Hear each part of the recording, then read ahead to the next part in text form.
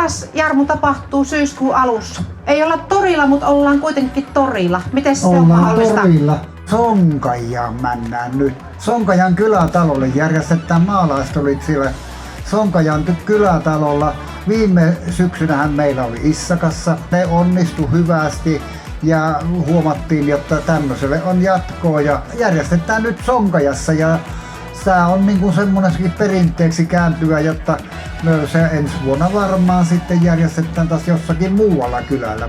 Ja sinne Sonkajaan pääsee kunnan maksamalla ilmaisella linja-autokuljetuksella tuolta linja-autoasemalta. Meillä on ainakin kaksi eri lähtöä ja paluuta tietenkin myös sinne Sonkajaan. Eli ei tarvitse lähteä omalla autolla eikä etsiskellä sitä kyytiä. Meillä on ilmainen linja-autokyyditys. Seuratkaa ilmoittelua.